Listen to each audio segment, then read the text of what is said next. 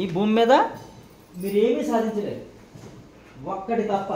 నిజంగా సాధించాలనుకున్నది ఏదైతే ఉందో ఆరోగ్యము, ఆనందము, ఐశ్వర్యము, ఆధ్యాత్మిక జ్ఞానం, ఇది మాత్రమే సాధించగలరు.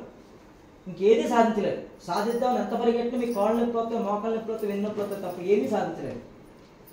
కానీ అవి సాధించడానికి పరిగెట్టి నొప్పులు తెచ్చుకుంటాము, దుఃఖం తెచ్చుకుంటాము, బాధ తెచ్చుకుంటాము. కానీ సాధించాల్సింది ఏదైతే ఉందో దాన్ని వదిలేస్తాం, దాన్ని టైం పెట్టమా. ఈ రోజు నుంచి మీరు ఆక్యుపేషనల్ క్లాస్ నేర్చుకున్నారు, మరమా థెరపీ క్లాస్ నేర్చుకున్నారు, యోగ రహస్య లీవింగ్ క్లాస్ ఈరోజు 3వ రోజు. రేపు నుంచి మీ జీవితాలు పూర్తిగా మారాలి అంటే 100% నేను నేర్పింది మీకు ఏదైతే ఉందో మీరు ప్రాక్టికల్లో పెట్టాల్సిందే. పెడితే ఎల్లుండి నుంచి మీ జీవితం మారిపోతుంది. రేపు నుంచి పెడతారు, ఎల్లుండి మీ జీవితం మారిపోతుంది. మారకపోతే నన్ను అడగచ్చు. 100% నేను ఏదైతే నేర్పానో 100% మీరు ప్రాక్టీస్ చేయండి, మీ జీవితాలు మారుతాయి. ఎందుకంటే అనుకున్నాం కదా, మీరు ఏమీ సాధించలేరు. ఇది కన్షాట్. మీకు యోగం పరంగా అంటే పూర్వజన్మలో చేసిన సుకృతం పుణ్యం ఉంటే కనుక మీరు సాధించబడే మీ దగ్గరికి వస్తాయి. అలాగా మీరు పూర్వజన్మలో చేసిన పుణ్యం ఉంది, అది మీరు ఏమీ చేయకుండా మీ దగ్గర వస్తుంది అదృష్ట రూపంగా. కానీ మళ్ళీ ఆ అదృష్టం ఎక్కడుందని చెప్పి మనం నెలుపుకుంటే వెళ్తే మాత్రం రాదు. అది భగవంతుడు భాగ్యం ఇవ్వాలి. భాగ్యం ఎవరు ఇవ్వాలి? భగవంతుడు ఇవ్వాలి. ఆ భాగ్యాన్ని మనం పొందడానికి ప్రయత్నం చేస్తే మన కాళ్ళు నొప్పులు వస్తాయి తప్ప ఏమి రావని శాస్త్రం చెప్తుంది, నా మాట కాదు, శాస్త్ర వచనం. ఓకేనా? ఎవరైతే పురుష ప్రయత్నంతో అంటే శ్రీరామచంద్రుల వారికి వశిష్ఠ మహర్షి చెప్పింది మీకు చెప్తున్నాను, చదివి వినిపిస్తున్నాను. చూడండి, రాత్రి మేము చదువుకున్నాం అదే.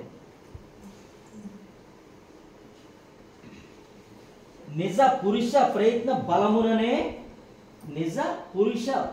బలముననే ఇహ పరలోకముల రెండింటి యందు మంచి చేకూరును. అంటే నిజ పురుష ప్రయత్నం అంటే నిజం అంటే తెలుసుకోవాలి ముందు మనం. నిజం అంటే ఏంటి, అసత్యం అంటే ఏంటి? నిజం అంటే ఉన్నది భగవంతుడు ఒకటే. అసత్యం అనేది ఏదైతే ఉందో మిథ్య. మనకు కనబడేదంతా మిథ్య, మనం చూసేదంతా మిథ్య, మనం చేసేదంతా మిథ్య. మిథ్య ఎందుకన్నామంటే సత్యం అనేది ఏదైతే ఉందో ఒకేలా ఉంటుంది. ఎప్పుడు 3 కాలాల్లోనూ జాగృత, స్వప్న, సుషుప్త అవస్థలు ఒకేలా ఉండాలి. 3 కాలాల్లోనూ 3 కాలాల్లో ఒకేలా ఉండవు. సో జాగృత అంటే ఇప్పుడు మనం తెలుగులో ఉన్నాం, ఇది రాత్రి నిద్రపోయేంత వరకు పడుకునేంత వరకు జాగృత అవస్థ. స్వప్నావస్థ నిద్రలోకి వెళ్ళిపోయాక మనం ఎక్కడో ఏదో కళ్ళలో కనబడుతున్నాం. నిద్రావస్థ అంటే సుషుప్త అవస్థ అంటే ఏమీ తెలియని స్థితి మనకి. అసలు అక్కడ మనకి కళలో రావు, అది మనం ఉన్నప్పుడు మనకి ఏమీ తెలియదు. సుషుప్త అవస్థలో ఉన్నది ఏదైతే ఉందో అదే సత్యము. అది ఎప్పుడు 3 కాలాల్లో ఉంది, మనం గమనించట్లేదు అంతే. ఆ సుషుప్త అవస్థలో అనేది దైవం, ఆ దైవం ఎప్పుడు మనతోనే ఉంది, దాన్ని మనం గమనించట్లేదు. స్వప్నావస్థలో కళలో దేనితోనో ఎవరితోనో ఎక్కడో ఉంటుంటాము, జాగృత అవస్థలో దేనితోనో ఎక్కడో ఎవరితోనో ఉంటుంటాము, ఏదేదో చేస్తుంటాము. ఇది ఏది సత్యం కాదని చెప్పిన శాస్త్రం. కాబట్టి నిజ పురుష ప్రయత్నం చేతన మాత్రమే అంటే భగవంతునితో కూడి ఉండి నువ్వు ఏదైతే పురుష ప్రయత్నం చేస్తూ ఉంటావో ఆ పురుష ప్రయత్నం అనేది ఏంటి? ఇది నాకు కావాలి. ఇది నాకంటే ఏంటి? నా దేహానికా? నాకు అంటే ఆత్మనైన నాకు కావాలి ఉపాధిగా. ఎందుకంటే ఆ ఆత్మ ఉపాధిగా నాకు కావాలని ఈ దేహాన్ని తీసుకుంది.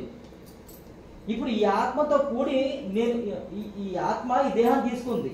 ఈ దేహంతో కూడి నేను ఈ భూమి మీద సంచరిస్తూ ఆనందంగా జీవించడానికి భూమి మీదకి వచ్చాను.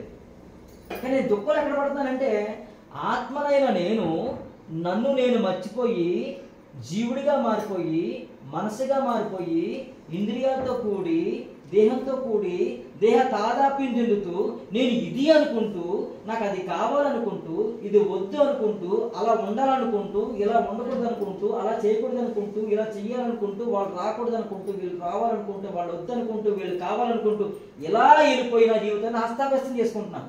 ఎందుకు? దేహంతో తాదాప్యం చెందాను కాబట్టి. సో గురువులు ఏం చెప్తున్నారంటే దేహంతో తాదాప్యం చెందిన విషయం మర్చిపో. నువ్వు దేహాన్ని కాదు, నువ్వు ఇంద్రియం కాదు, నువ్వు బుద్ధి మనసు కాదు, నువ్వు బుద్ధువు కాదు, నువ్వు కేవలం చైతన్య స్వరూపానివి, నువ్వు ఆత్మ స్వరూపానివి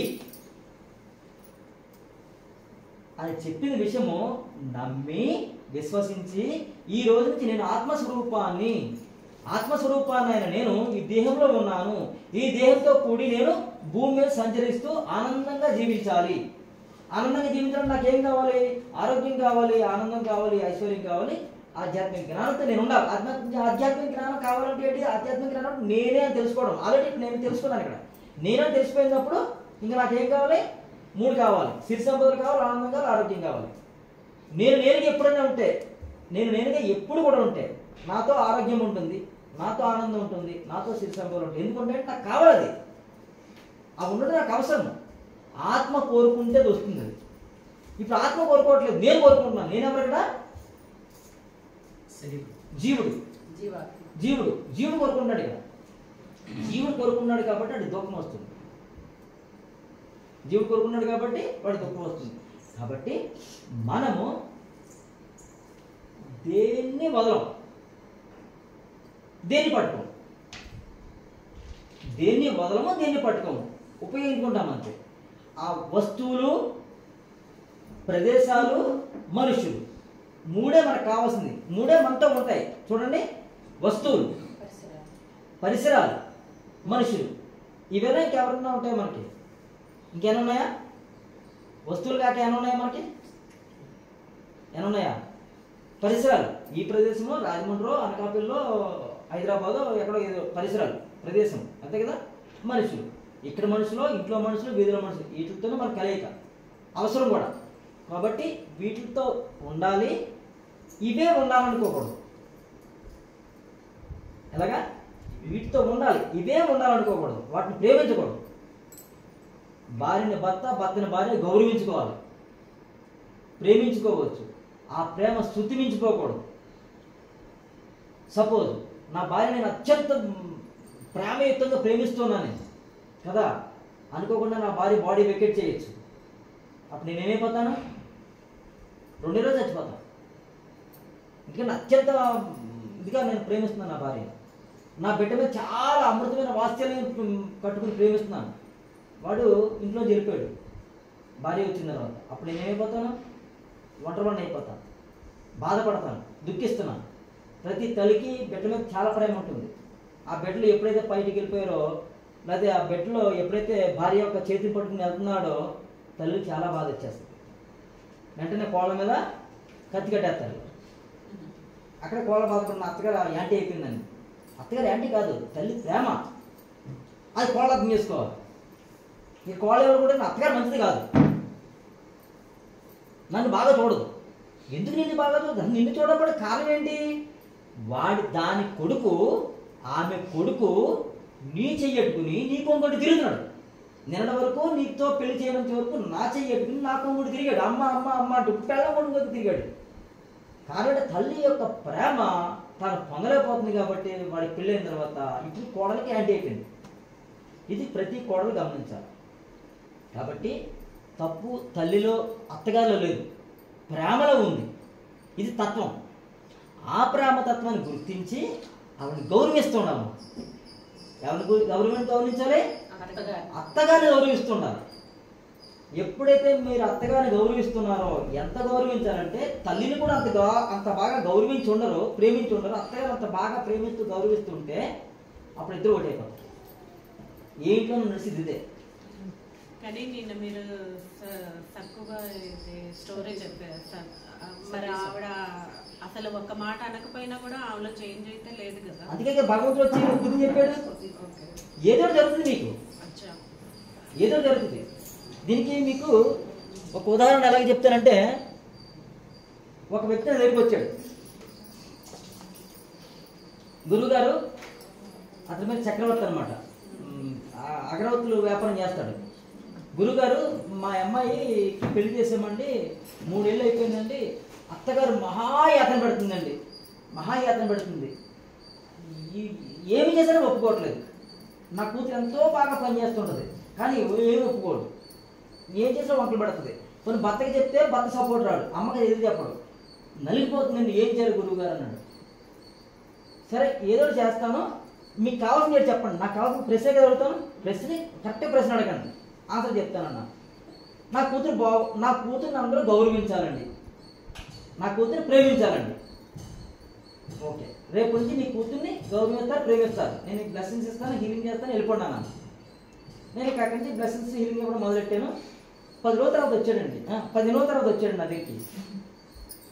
ఏంటి ఎలా ఉందంటే, ఉండడు పెట్టిన బాబు నాకు కూతురు చచ్చిపోతున్నాను.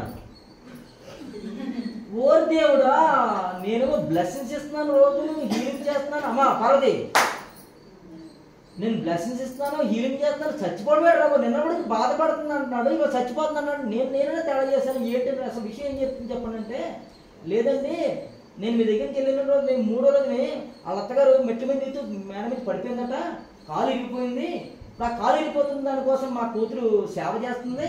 ఆ సేవ చేస్తున్న కాడి నుంచి నా అత్తగారికి కూతురు ఉంది. ఆ కూతురు వచ్చి పోయిందట, కానీ వచ్చి చూసిపోయిందట, కానీ ఆవిడ సేవ చేస్తలేదు, కోళ్ళ సేవ చేస్తుందో అత్తగారు కూతురి కంటే ఎంతో బాగా ప్రేమిస్తుందండి. ఇప్పుడు కూతురి కంటే ఎంతో బాగా ప్రేమిస్తుంది. మాంగారు కూడా అబ్బులు పడిపోతున్నాడు. ఎందుకు? మాంగారు మంచివాడే, నా భార్య ఎంత బాగా చూసుకుంటుంది నా కోళ్ళని. అతని భర్త కూడా మంచివాడే. అబ్బా ఇప్పుడు మా అత్తగారిని, మా అమ్మని, మా కోళ్ళ, నా భార్య ఎంత బాగా చూసుకుంటుంది, నా భార్యని ఎంత బాగా ప్రేమిస్తుందని అందరూ కూడా ప్రేమించడం మొదలెట్టారు. కానీ వీటికి పని ఎక్కువైంది, ఇంట్లో పని ఎక్కువైంది. ఇప్పుడు వచ్చి నాకు రిపోర్ట్ ఇదే, నా కూతురు చచ్చిపోతుంది అంటున్నాడు. దీనికి ఏం చేస్తాను చెప్పండి? అంటే మనిషి భావం ఎలా ఉంటుందో ఆలోచించండి. కావాల్సింది ఏంటి? నా కూతుర్ని గౌరవించట్లేదు, బాధపడుతున్నాడు అన్నాడు. ఎందుకు బాధపడుతుందో మనకు తెలియదు, మనం చేసాము. అక్కడైతే ఎక్కడ జరిగింది, భగవంతుడు ఆమె కాలు రిపేర్ చేశాడు, మరి సేవ చేస్తుంది. కూతురు మంచిదే చేస్తుంది. తండ్రి యొక్క బాధ అన్నమాట ఇదంతా. అంటే కూతుర్ని పువ్వులో పెట్టి చూసుకోవాలి అందరం. అంటే ఏ పని చెప్పకూడదు, ఏ పని చెప్పకూడదు, అతని భావం అది. అంటే కూతురు పూజ చేయబట్టి వాళ్ళందరూ పోషించాలి, ఏ పని చెప్పకుండా. నమస్కారం చెప్పి వెళ్ళిపోన్నాను, ఇలా ఉంటుందండి. అంటే కాలు వెళ్ళిపోవడం మంచిగా చేస్తే పక్కన పెడితే ముందు విషయం మారింది. ఎందుకంటే ఆమె అత్తగారు నిన్నటి వరకు ఆమెని గౌరవించడం, ప్రేమించడం ఎందుకో తెలియదు. నేను చెప్పాను కదా, అత్తగారు ఎప్పుడు కొడుకు కొంగు పట్టుకుని భార్య కొంగు పట్టుకుంటే అత్తగారు బాధేస్తుంది. సో ఇప్పటిదాకా అత్తగారు ఏమవుతుందంటే నా కోడలు మంచిది కాదు, నా కొడుకుని మార్చేసింది అనుకుంది. ఎప్పుడైతే తను పడిపోయిందో కోడలు ఆటోమేటిక్ మంచిదే, మామూలుగా మంచిది. తల్లి ప్రేమతో ఆ భావంతో అట్లా ఉందంతే. ఇప్పుడు ఎప్పుడైతే పడిపోయిందో ఆ కోడలు సేవ చేస్తుంటే ఆటోమేటిక్గా నా కోడలు మంచిది, ఇప్పటిదాకా మంచిది కాదనుకున్నాను, మంచిది అని ప్రేమించడం మొదలెట్టింది. కానీ ఇక్కడ తండ్రి ఏమైపోయింది, తండ్రి భావం ఏమైపోయింది, ఇప్పుడు పని ఎక్కువైపోయింది నా కూతురికి. అప్పుడు నమస్కారం చేసి పంపించారు. సో ఇట్లాగే మీరు ప్రతిదీ కూడా మనిషిని చూడొద్దు, మనుషుల్లో ఉన్న తత్వాన్ని చూడండి. మనుషులందరూ ఒకటే, మంచివాళ్లే, కానీ వారి వారి పూర్వజన్మ సుకృతం నుండి ఆయా తత్వాలతో ఉంటారు. సో మనిషి తత్వం ఎట్లా ఉంటుంది కాబట్టి, మనిషి కాదు కాబట్టి, మనిషిలో ఉన్న శరీరం ఆత్మ, మనిషిలో ఉన్న ఆత్మ ఎప్పుడు కూడా సత్యం కాబట్టి మధ్యలో మారే బుద్ధులే. ఆ బుద్ధులు ఎప్పుడైనా మారిపోవచ్చు. కాబట్టి మీరు చూడాల్సింది ఏం చూడాలి? ఆత్మను చూడాలి. మనకి అది మీరు జీవుడు కోరుకుంటే తీరదు, ఆత్మ కోరుకుంటే తీరుతుందా? అది ఎలా తెలుస్తుంది గురించి? ఆత్మ కోరుకుంది అని ఎలా తెలుస్తుంది మనకి? ఆత్మ కోరుకుంది అంటే మీరు ఏదైనా మనకు కావాలి. ఇప్పుడు ఆత్మ కోరుకుంది కాబట్టి శరీరం తీసుకుంది. ఆత్మ కోరుకుంది కాబట్టి ఈ ఇల్లులో అమ్మానాన్ని, ఇంట్లోకి వచ్చి అమ్మానాన్ని కడుపులో పడ్డాను నేను. ఆత్మ కోరుకుంది కాబట్టి, ఆత్మ కోరుకుంది కాబట్టి ఈ ఈ ఈ స్నేహితులందరినీ తెచ్చుకుంది, తను కోరుకుంది కాబట్టి. ఇప్పుడు తెచ్చుకోవడం ఓకే ఎక్కడ వరకు, కానీ ఇక్కడ ఏమైపోయిందంటే ఈ ఆత్మ తెచ్చుకున్న దాంట్లో ఈ జీవుడు వచ్చేసాడు మధ్యలోకి. జీవుడు వచ్చేసాడు. జీవుడు ఎలా వచ్చేసాడంటే, ఇప్పుడు ఆ పాప ఉంది, ఇన్నోసెంట్గా ఉంది. ఇప్పుడు ఆ పాపని మనసు పాడు చేస్తుంది తల్లి. ఎలాగా? పాము వెళ్ళిపోతుంటే పట్టుకోపోతుంటుంది, పాము పాము పాము పట్టుకో పట్టుకో కరుతుంది అంటుంది. సో ఆ పాముని పట్టుకుంటే కరుతుంది అనమాట అని భయం మొదలెట్టుకుందాం. ఇదిగో నువ్వు బాగా చదవకపోతే నీకు మార్కులు రాకపోతే నువ్వు పాస్ అవ్వకపోతే నీకు మంచి ఉద్యోగం రాదు, లేకపోతే నీకు మంచి పెళ్ళి అవుతుంది, లేకపోతే నీకు మంచి భద్రాలు, లేకపోతే ఏదో చెప్తుంది. ఓహో చదవకపోతే నేను పాస్ అవ్వనమాట అని చదువు మీద బాగా దృష్టి పెడుతూ ఈ పిల్ల మెంటలైపోతుంది. అలాగా భయమో భక్తో ఏదోటి నేను మనసులోకి దింపుతున్నాను. తల్లిగా ఉన్న నేను, తండ్రిగా ఉన్న నేను అక్కడి నుంచి కర్మం చేసుకుంటూ వెళ్ళిపోతుంది. ఆ కర్మం చేసుకుంటూ వెళ్ళిపోయి మంచి చెడు పనులు చేస్తుంది. మంచి కర్మ చెడు కర్మ తెలుసో తెలియకో చేస్తుంది కాబట్టి తన యొక్క ఫలితం అనుభవించడానికి జీవుడు మళ్ళీ జన్మనెత్తేస్తున్నాడు. యాక్చువల్ ఆత్మ ఫస్ట్ బాగానే కోరుకుంది, ఇక్కడ మారిపోయింది. ఇక్కడ తల్లిదండ్రులు మార్చారంటే తల్లిదండ్రులు ఆ తల్లిదండ్రులు మార్చేశారు. ఇలా సంక్రమించేస్తుంది. అందుకే ఏది కూడా నిలబడదు ఇక్కడ అని చెప్పింది అంటే ఏది కూడా నిలబడదు. ప్రతిదీ కూడా మిథ్య అనేది కారణం. శాస్త్రం చెప్పింది ప్రతిదీ మిథ్య అంటుంది. నీకు వచ్చింది ఉండదు, పోతుంది, పోయింది ఉండదు, వస్తుంది. అలాగా పోయింది ఉండదు, ఉండదు, ఉన్నది వస్తుంది, ఉన్నది పోతుంది, పోతుంది, పోయింది వస్తుంది. ఇదే జరుగుతుంది. ఎప్పుడు నీళ్ళు తెచ్చుకుంటున్నాము, నీళ్ళు అయిపోతాయి, మళ్ళీ నీళ్ళు తెచ్చుకుంటాం, నీళ్ళు అయిపోతాయి, కూరగాయలు తెచ్చుకుంటాం, కూరగాయలు అయిపోతాయి, మళ్ళీ కూరగాయలు తెచ్చుకుంటే కూరగాయలు అయిపోతాయి. అలాగే జన్మ తెచ్చుకుంటే జన్మ అయిపోతుంది, జన్మ తెచ్చుకుంటే జన్మ అయిపోతుంది. అంతే మిథ్య అంటే. పునరపి మరణం అన్నారు. దానికోసం అందుకోసమే శాస్త్రం ఏం చెప్తుందంటే నువ్వు శరీరాన్ని కాదురా, నువ్వు మనసు ఇంద్రియాలు కాదురా, నువ్వు బుద్ధి మనసు కాదురా, నువ్వు బుద్ధివి కాదురా, నువ్వు కేవలం ఆత్మస్వరూపానివిరా. నువ్వు ఆత్మస్వరూపంలో ఉంటే ఆనందంగా జీవించగలవు. సో నేను ఈ దేహంతో ఉన్నాను, ఇంక పూర్తి కనుక్కోలేదు అంటే ఈ దేహంతో ఉన్నాను కాబట్టి ఈ దేహానికి ఏది అవసరము, ఈ దేహానికి అన్నం అవసరము, ఈ దేహానికి వస్త్రం అవసరము, ఈ దేహానికి నీడ అవసరము. ఇది కోరుకోవడం నీడు. ఏంటి? ఇది కోరుకోవడం నీడు. ఓకే, ఈ ఒక్క దేహంతో నేను ఉంటా కుదరదు, ఈ దేహానికి ఒక పార్ట్నర్ కావాలి, ఇది అవసరం. ఎందుకంటే నాకు అన్ని పనులు నేను చేసుకోలేను. ఇక్కడ స్త్రీ అయితే స్త్రీ, పురుషుడు అయితే పురుషుడు. నేను అన్ని పనులు నేను చేసుకోలేను కాబట్టి నేను పార్ట్నర్ చేసుకుంటాను. మా ఇద్దరం కలుపుతున్నాం కాబట్టి మాకు భగవంతుడు సంతాన రూపంలో వస్తున్నాడు. ఎవరో భగవంతుడు సంతాన రూపంలో వస్తున్నాడు. ఓకే, ఆ సంతానాన్ని మేము భూమి మీద తీసుకొచ్చాము. భూమి మీద తీసుకొచ్చిన సంతానాన్ని మేము వాళ్ళకి పెళ్లి వయసు వచ్చేంత వరకు మేము సాగడం మా బాధ్యత, మా ధర్మము. ఓకే, అంతవరకే మనం చేయాల్సింది. ఆ తర్వాత వాళ్ళ కాళ్ళ మీద వాళ్ళు నిలబడడానికి మనం ప్రయత్నం చేయాలి. ప్రయత్నం చేసి వదిలేయాలంటే అప్పుడు అక్కడి నుంచి వాళ్ళ కాళ్ళ మీద వాళ్ళు నిలబడతారు. ఇదే సత్యము. ఇంతకు మించి నా పిల్లలు పెద్దలు అయిపోయిన తర్వాత, వాళ్ళ పెళ్ళిళ్ళు అయిపోయిన తర్వాత, వాళ్ళకి నాకు మనవాళ్ళు వచ్చిన తర్వాత, వాళ్ళ యొక్క పెళ్ళిళ్ళు చూసిన తర్వాత అప్పుడు చచ్చిపోతాను, ఈ లోపల నేను సంపాదించి కూర్చుంటాను అనుకుంటా నీ జీవితం వ్యర్థమరా అని చెప్తుంది యోగ వాసిష్టంలో శ్రీరామచంద్ర వారికి వశిష్ఠ మహర్షి చెప్తున్నాడు. ఎలాగంటే నిజ పురుష ప్రయత్న బలముననే ఇహ పరలోకములు రెండింటి యందు మంచి చేకూరును. నిజ పురుష ప్రయత్నం అంటే ఇదే. నిజంగా నేను పురుషుడు అంటే మగవాడే కాదు, పురుషుడు అంటే శాస్త్రంలో చెప్పింది ఒక జీవిని. పురుష ప్రయత్నంతో నాకు ఏది కావాలి, నేను ఎలా ఉండాలి, ఎలా చేయాలి, ఇది ప్రయత్నం. ఈ పురుష ప్రయత్నం వల్లనే ఇహ అంటే ఇక్కడ, పర అంటే లోకంలో మంచి చేకూరుతుంది నీకు. తర్వాత పూర్వపు దుష్కర్మలు అంటే ఈ జన్మో అంతముందు జన్మో ఎప్పుడైనా సరే పూర్వపు దుష్కర్మలు ఇప్పటి ప్రాయశ్చిత్తాది అంటే ప్రాయశ్చిత్తం అంటే అనుభవించడము, మార్చుకుంటూ అనుభవించడము, యాక్సెప్ట్ చేస్తూ. అంటే నాకు అనారోగ్యం వచ్చింది, ఓకే, పూర్వజన్మలో నేను చేసిన పాపానికి అనారోగ్యం వచ్చింది, యాక్సెప్ట్ చేశాను. ఏం చెప్పాలి? పరబ్రహ్మ స్వరూపమా, ఈ అనారోగ్య రూపంలో నువ్వు ఎంతకాలం ఉంటావో అంతకాలం ఉండు. యాక్సెప్ట్ చేయాలి. యాక్సెప్ట్ చేసిన వెంటనే కర్మ క్లియర్ అయిపోయింది. యాక్సెప్ట్ చేయకుండా ఈ అనారోగ్యం ఎందుకు వచ్చింది, వాళ్ళ వల్ల వచ్చిందా, వీళ్ళ వల్ల వచ్చిందా, దీని వల్ల వచ్చిందా, దాని వల్ల వచ్చిందా, ఆ వస్తువు వల్ల వచ్చింది, ఈ వస్తువు వల్ల వచ్చిందా అని కారణాలు ఎదుర్కోవడం కాదు. ఈ అనారోగ్యం తగ్గించడానికి ఆ థెరపిస్ట్ తగ్గిస్తాడు, ఈ థెరపిస్ట్ తగ్గిస్తాడు, ఆ డాక్టర్ తగ్గిస్తాడు, ఈ డాక్టర్ తగ్గిస్తాడు, తిరగడం కాదు. ఈ అనారోగ్యం వచ్చిన కారణం నేను చేసిన పాపం వల్ల, ఆ పాపానికి పరిహారం నేను అనుభవించాలి, దానికి కర్మ నేనే చేసుకోవాలని చెప్పేసి ఇప్పుడు మనం ఆక్యుప్రెషర్ క్లాస్ నేర్చుకున్నాము, మర్మథెరపీ క్లాస్ నేర్చుకున్నాము, యోగరాస్ క్లీనింగ్ క్లాస్ నేర్చుకున్నాము, చక్రాస్ క్లీన్ చేసుకుంటాము, మనసు క్లీన్ చేసుకుంటున్నాము, ప్రాయశ్చిత్తం అయిపోయింది. ఇది పురుష ప్రయత్నం. నాకు వచ్చిన బాధ నేను తగ్గించుకోవాలి, ఇది పురుష ప్రయత్నం. ఇది ఇక్కడ కొద్ది వరకే చెప్పాడు. ఏది అనారోగ్యం తెచ్చుకోవడం తగ్గించుకోవడం వరకు ఇంకా ఉంది. ఇప్పటి ప్రాయశ్చిత్త సత్కర్మలచే శుభములుగా మారి, ఇది ఇప్పటి ప్రాయశ్చిత్త సత్కర్మలచే అంటే నేను నా చేతితో నేనే తగ్గించుకుంటున్నాను అనారోగ్యం, ఇది శుభ ఫలితములుగా మారి శోభను కూర్చును. శోభన అంటే మంచి జరుగుతుంది నీకు. కాబట్టి మనుజుడు కార్యశీలుడు కావలను. మనుజుడు కార్యశీలుడు అంటే పని చేయడానికి ముందుకు నడవాలి. ఓకేనా? ఇక పురుష ప్రయత్న బలముచే ఫలము, పురుష ప్రయత్న బలముచే ఫలం వచ్చింది. ఏది? శుభ ఫలం. ఎలా ఉంటుందట? అరచేతి అందులో ఉసిరికాయలా ఉంటుందట. అరచేతి అందులో ఉసిరికాయలా ఉంటుంది. అంటే అలా టక్మని ఉసిరికాయ నీ చేతిలోకి వచ్చేసింది. ఎప్పుడు? పురుష ప్రయత్నించే నువ్వు కార్యశీలుడే పనిచేసిన వాళ్ళు, ఓకేనా? అంతేగాని మూఢుడు అంటే అజ్ఞాని, ప్రత్యక్షమును పరిత్యజించి అంటే జరిగేదాన్ని వదిలేసి దీన్ని ఎలా మార్చుకోవాలో తెలియకుండా అదృష్ట రూపమోహమున నిమగ్నుడగును.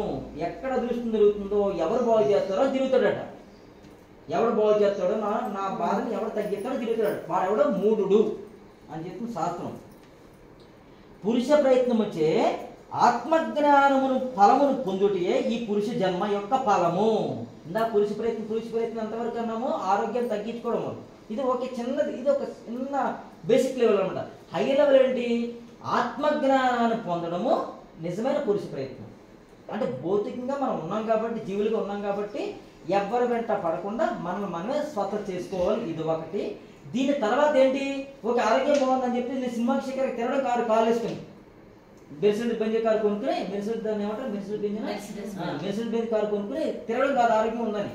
ఇప్పుడు భగవంతునితో కూడా ఉండాలి. భగవంతునితో కూడా ఉండడం అంటే ఏంటి? మళ్ళీ పాదరసంతో కొన్ని శివలింగం తెచ్చి పూజ చేయడం కాదు.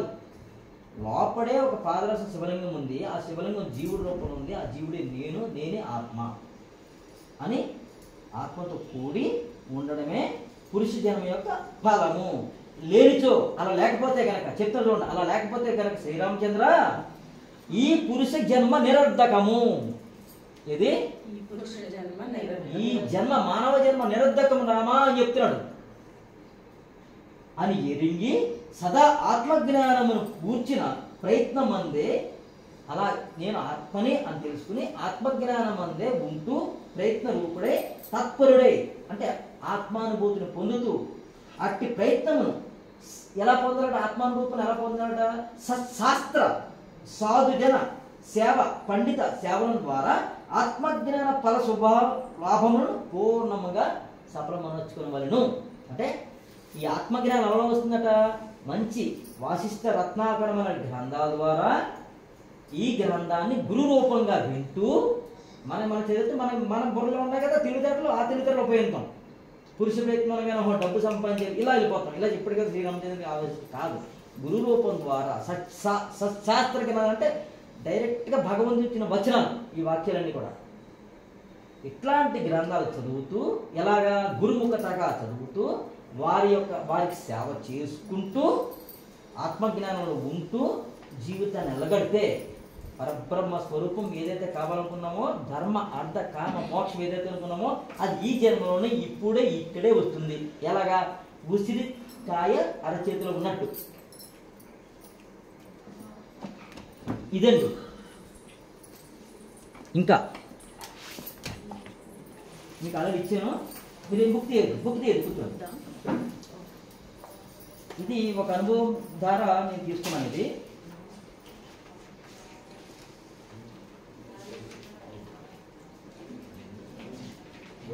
ఇది పూర్తిగా మన జీవితాన్ని మారుతుందండి. జీవాత్మ ఎవరు అడిగిన నిన్న ఎప్పుడో దానికి ఆన్సర్ అయితే చెప్తాను. ఎవరు అడిగిన గుర్తు తెచ్చుకోండి. జీవాత్మ, ఆత్మ, మహాత్మ, పరమాత్మ, పరబ్రహ్మ. ఫస్ట్ పరబ్రహ్మ, వెనకని చెప్తే పరబ్రహ్మ, పరమాత్మ, మహాత్మ, ఆత్మ, జీవాత్మ దిగిపోయింది. ఇలా కిందకి వెళ్తే జీవాత్మ, ఆత్మ, మహాత్మ, పరమాత్మ, పరబ్రహ్మ. ఓకేనా? ఇప్పుడు జీవాత్మగా ఉన్నాను నేను ఉంటే కనుక నాకు ఏమి ఇష్టం ఉంటాయంటే మొక్కలు, కుక్కలు మొదలైన వాటిని పోషిస్తుంటాను. జీవాత్మగా ఉన్న నేను వాటిని పోషిస్తుంటాను. అంటే వాటికి మొక్కని పెంచుతూ మొక్కకి నీడేస్తూ అది పెరుగుతుంటే ఆనందాన్ని అనుభూతి చెందుతున్నాను. ఇక్కడ కుక్కని తీసుకొచ్చి కుక్కకి భోజనం పెడుతూ కుక్కకి స్నానం చేస్తూ అది ఆనందంగా నా చుట్టూ తిరుగుతుంటే ఆనందాన్ని నేను అనుభూతి చెందుతూ ఉన్నాను ఇక్కడ. ఓకేనా? ఇది జీవాత్మ చేసే పని. ఇంకా ఇదే జీవాత్మ 100 మందికి సర్వీస్ ఇస్తూ ఆనందం పొందితే అది ఆత్మ. 100 మందికి సర్వీస్ ఇస్తూ వారి ఆనందాన్ని తన ఆనందంగా అనుభూతి పొందితే అది ఆత్మ. ఓకే?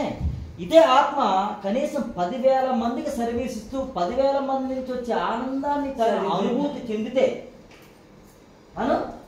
ఏమవుతుంది? మహాత్మ. ఇంకా ఇదే మహాత్మ కనీసం 1,00,000 మందికి పైగా సర్వీస్ ఇచ్చి వారి ద్వారా ఆనందాన్ని ఆనందం అనుభూతి చెందితే ఇతను ఏమవుతాడు? పరమాత్మ.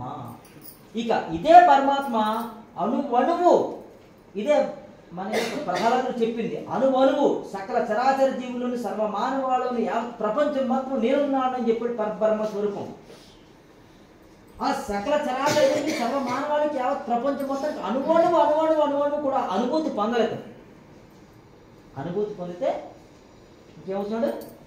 పరబ్రహ్మ స్వరూపం అయిపోయింది. ఆ పరబ్రహ్మ స్వరూపం ఇలా దిగిపోయి జీవాత్మగా మారిపోయాడు.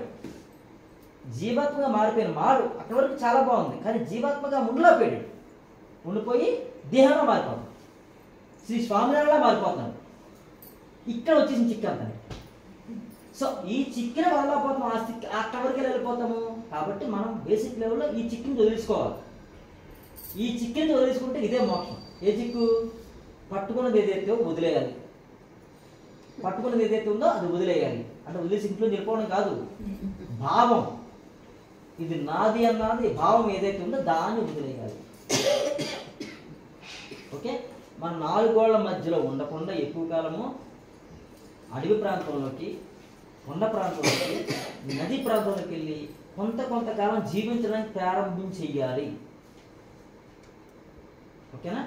నది ప్రాంతంలోకి, కొండ ప్రాంతంలోకి, అడవి ప్రాంతంలోకి వెళ్ళి కొంతకాలం ఉండి జీవించడం ప్రారంభిస్తే అది నిజమైన ప్రకృతి అక్కడ ఉంది. ఇది ప్రకృతే, కానీ ప్రకృతిని మనం వికృతి చేసేస్తాం బిల్డింగ్ కట్టేసుకుని. అక్కడ కొంతకాలం ఉంటూ ప్రారంభం చేస్తూ ఉంటే మనలో మానసిక భావాలు మారుతుంటాయి. మీరు ఇక్కడి నుంచి ఏ గుడికి వెళ్ళినా కానీ, ఏ నదీ ప్రాంతంకి వెళ్ళినా కానీ, ఏ అడవి ప్రాంతంకి వెళ్ళినా కానీ, ఎక్కడికి వెళ్ళినా కానీ ప్రహ్లాద చేయాలి. ఒక గుడికి వెళ్ళి అనుకుందాం, నిన్నటి వరకు గుడికి వెళ్ళి ఆ గుడిలో విగ్రహానికి పూజ చేయించుకుని మనం చేయలేం, మనకు అర్హత లేదు, పూజారికే ఉంది. ఆ విగ్రహం పూజ చేయించుకుని మనము బ్లెస్సింగ్ తీసుకుని వస్తున్నాం. అది కాదు. ఇక్కడి నుంచి నిన్నటి వరకు జీవాత్మగా ఉన్నారు మీరు. ఇప్పటి నుంచి మీరు జీవాత్మ, ఆత్మ ఏం చేస్తుంది కదా? 100 మంది సేవ చేయాలి మనం. అలాగా ఆ టెంపుల్కి వెళ్ళి ప్రహ్లాద చేయాలి. ప్రకంపనలు దివ్య ప్రకంపనలు చెప్పేసిన తర్వాత ఈ టెంపుల్కి ఎవరెవరైతే వస్తున్నారో వారందరూ మరింత ఆరోగ్యంతో, మరింత ఆనందంతో, మరింత సిరి సంపదలతో, మరింత ఆధ్యాత్మిక జ్ఞానంతో జీవించడానికి ఈ ప్రదేశము కలిగి ఉంది కాక. అంటే ఈ ప్రదేశంలో వచ్చిన వాళ్ళందరూ మారిపోవాలి. ఆ ప్రదేశానికి ఇవ్వాలి. ఇక్కడికి ఎవరెవరైతే వస్తున్నారో వారందరికీ మరింత ఆరోగ్యము, మరింత ఆనందము, మరింత సిరి సంపదలు, మరింత ఆధ్యాత్మిక జ్ఞానంతో జీవించదురు కాక. ఎవరో ఈ ప్రాంతానికి వచ్చినాడు. సో వాళ్ళందరికీ మీరు ఏమైపోయారు? బ్లెస్సింగ్స్ ఇచ్చారు కదా. గుళ్ళోకి వస్తుందో లేదో నాకు తెలియదు. ఎందుకంటే గుడిలో ఉన్న భగవంతుడికి నాకు మధ్యలో పూజారి ఉన్నాడు. వాడు 10 రూపాయలు ఎత్తి ఇంకో ప్రయత్నం చేస్తాడు, 10 రూపాయలు ఎత్తి 9 రూపాయలు ఆజ్ఞ చేస్తాడు, డబ్బులు ఇవ్వకుండా ఇంకోలా చూస్తాం మనం. సో అందరికీ పని చేయదు. ఇక్కడ ఏ ప్రతిఫలం లేకుండా ఆల్రెడీ పూజారికి ఒక 5,000 10,000 రెమ్యునరేషన్ ఇస్తున్నారు వాళ్ళకి, ఆ ట్రస్టీ. దాంతో వాడు తృప్తి పొందడు, ఇంకా కావాలి వాడికి. మనం ఇచ్చే దక్షిణ మీద ఇంకా బాగా ఆధారపడతాడు.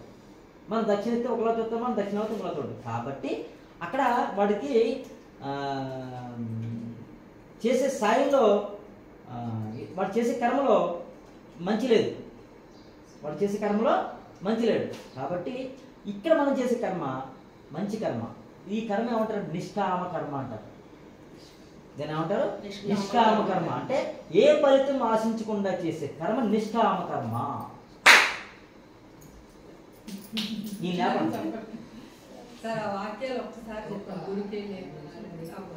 ఆల్రెడీ ప్రహ్లాద్ చేసాం కదమ్మా. ఓకే, నిష్కామ కర్మలోనే నిజమైన ఫలితం ఉంది. స్వార్థంతో చేసే ఏ కర్మలో కూడా ఫలితం లేదు, బాధ ఉంటుంది తప్ప. కాబట్టి ఏ గుడికి వెళ్ళినా సరే అక్కడ బ్లెస్సింగ్స్ ఇవ్వండి. అలాగే ఏ తీర్థయాత్ర ప్రదేశంలోకి వెళ్ళినా కానీ అక్కడ ఇదే బ్లెస్సింగ్స్. ఏ కొండ ప్రాంతంలోకి వెళ్ళినా కానీ ఇదే బ్లెస్సింగ్స్. ఎందుకంటే ఆ కొండలను పాడు చేయకుండా మనుషులు ఉన్నారు. అక్కడ పాడు చేద్దామని వచ్చిన వాడికి ఈ బ్లెస్సింగ్స్ ఎలా పనిచేయాలంటే ఇక్కడికి ఎవరైతే వస్తారో వారు మరింత ఆరోగ్యంతో, మరింత ఆనందంతో, మరింత సిరిజంపలతో, మరింత ఆధ్యాత్మిక జ్ఞానంతో జీవించాలి అని ఎప్పుడైతే మనం చెప్పామో అక్కడ కొట్టాలని ఆలోచన వచ్చిన వాడు అక్కడ కొట్టుకుని వేరే ప్రాంతానికి వెళ్తుంటాడు. వాడికి బుద్ధి మారిపోతుంటుంది.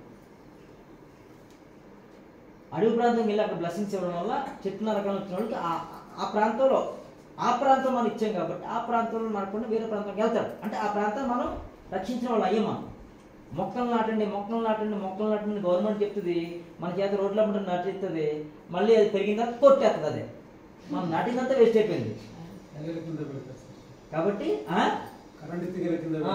కరెంట్ తీగల తేలకి ఏమి వీడియో కొట్టేస్తాడు. మళ్ళీ వాడే మనం నాటించిన మనం చేత వాడే కొట్టేస్తారు, ఉపయోగం లేదు. కాబట్టి అడవి ప్రాంతాలను పూర్తిగా మనం ధ్వంసం చేసేస్తున్నాం మన మనుషులు స్వార్థబుద్ధితో. కాబట్టి అక్కడ బ్లెస్సింగ్స్ మీరు ఇవ్వాలి. సో ఇక్కడి నుంచి మీరు ఏం చేసినా సరే మీరు రిక్వెస్ట్ తీసుకోవడం కాదు, బ్లెస్సింగ్స్ ఇస్తూ ఉండాలి. బ్లెస్సింగ్స్ ఇవ్వడమే అర్హత సంపాదించడము. ఎలాగా? గుడికి వెళ్ళడము, కొబ్బరికాయ కొడతాము, అట్టుపండు ఎడతాము, 10 రూపాయలు దక్షిణేత్తము అర్హత కాదు. మీరు బ్లెస్సింగ్స్ ఇస్తూ ఉంటే అర్హత సంపాదించిన వాళ్ళు అవుతారు. భగవంతుడి దగ్గరికి వెళ్ళడానికి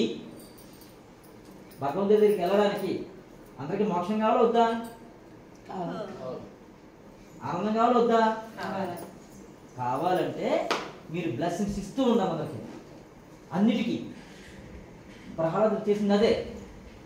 ప్రతి పదార్థంలోని, ప్రతి వస్తువులోని, ప్రతి జీవిలోని, ప్రతి మనిషిలోని, జీవి అంటే అందరూ మనుషులు అందరూ వచ్చేసారు.